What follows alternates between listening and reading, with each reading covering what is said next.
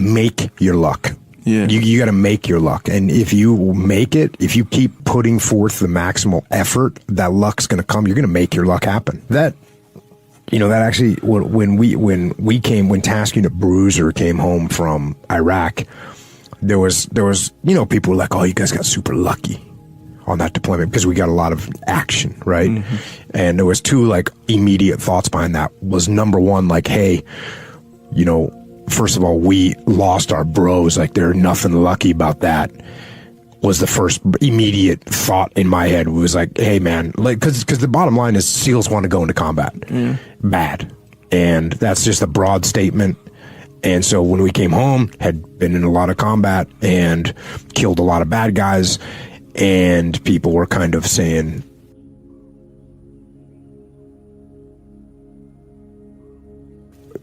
hey, you guys got lucky. Right. And again, the first thought was, hey man, if this is luck, I don't want it.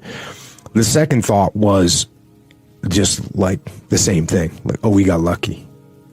We didn't like crush ourselves into work up and try and be the most, prepared we could be, and then get overseas and then form relationships with all the conventional forces and do good work for them and continue to, just go as hard as we could the whole time. No, that didn't have anything to do with it. It was just luck, and it kind of fell into our lap.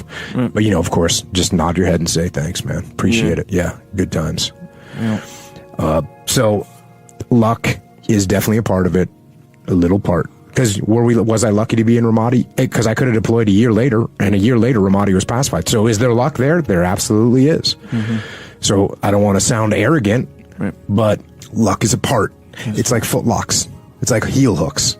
Sure. They're a part of the game. They're not a game changer. What is the difference between an excuse and a reason? Kind of a good question, right? Sure. Okay.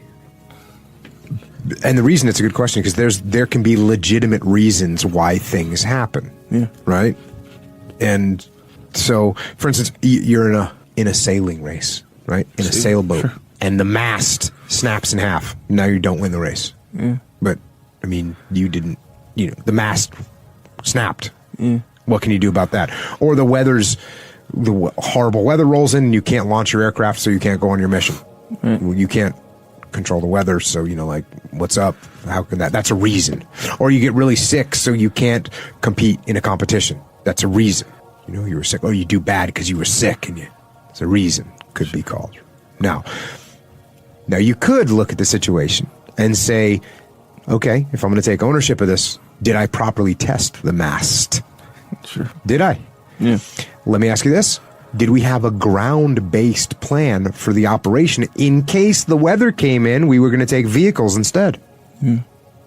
Right? Yeah. That would work. If you get sick before the competition, maybe you ask yourself, were you resting properly? Were you eating properly going into the competition so you wouldn't get sick?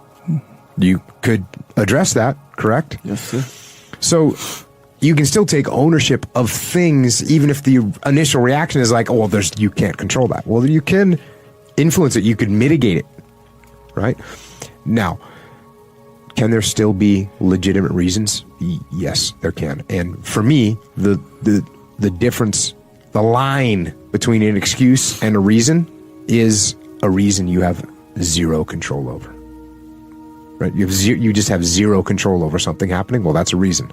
But what has happened through the gradual evolution of thinking is that now humans tend to overthink.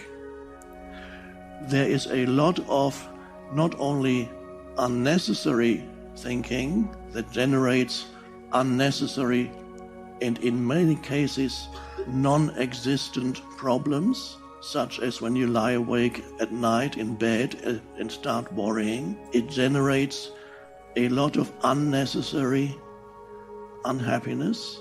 So people don't realize that a significant part of the unhappiness in their lives is actually generated by unnecessary, negative, often destructive mind activity, and they don't even know it. Mindfulness is first of all discovering the simple fact that there is a voice in your head that continuously comments on your life or on what's happening around you. There's the self-talk in there. Everybody knows what the self-talk is in there. You talk to yourself. Sometimes you talk to yourself in the first person, I. Some people talk to themselves in the second person, you. So you can get annoyed with yourself and then you say, you shouldn't have done that. And then you have another thought that says, yes, but I couldn't help it. And you might even get a third voice come in and whatever it says, why can't I get out of my self-talk?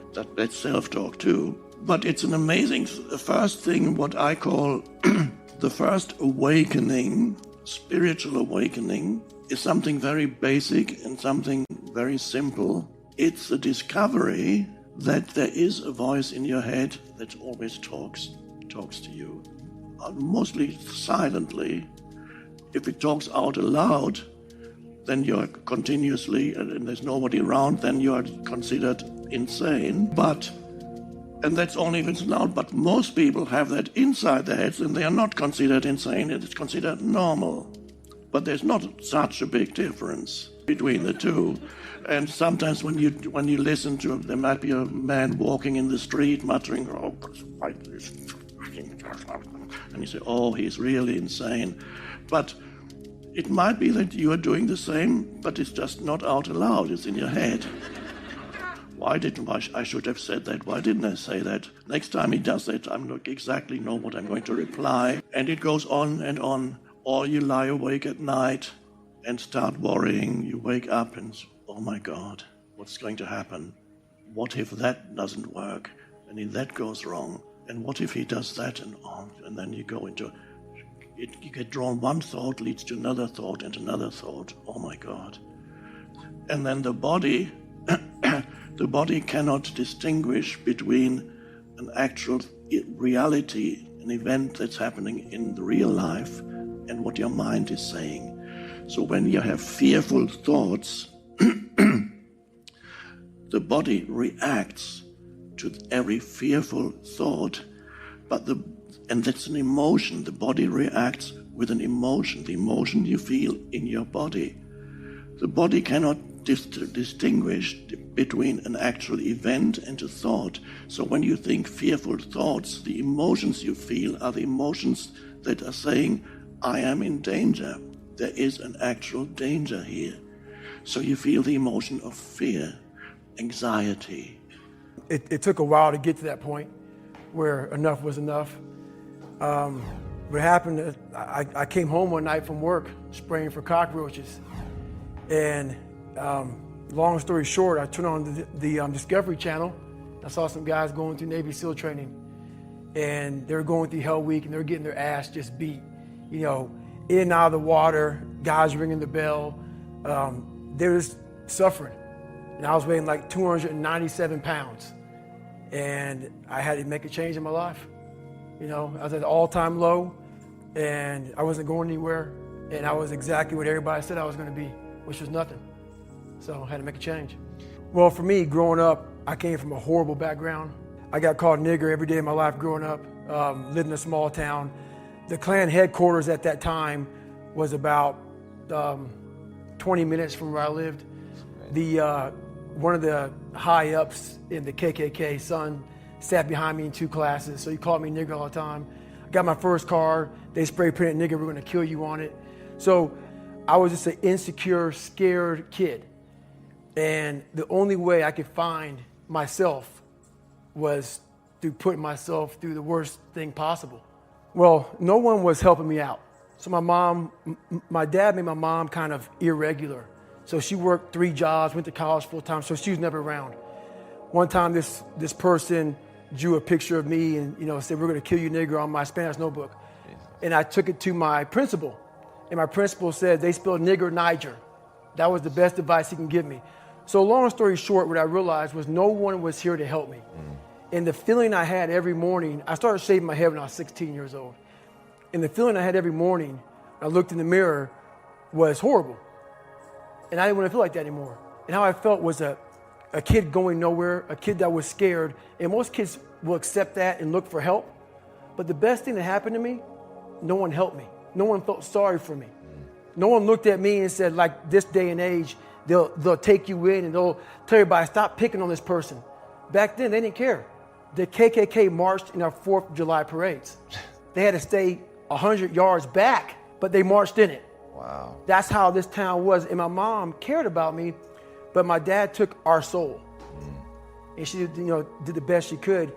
I had to figure out I wasn't going to be a punk kid all my life. So the only way I could turn it around was to suffer.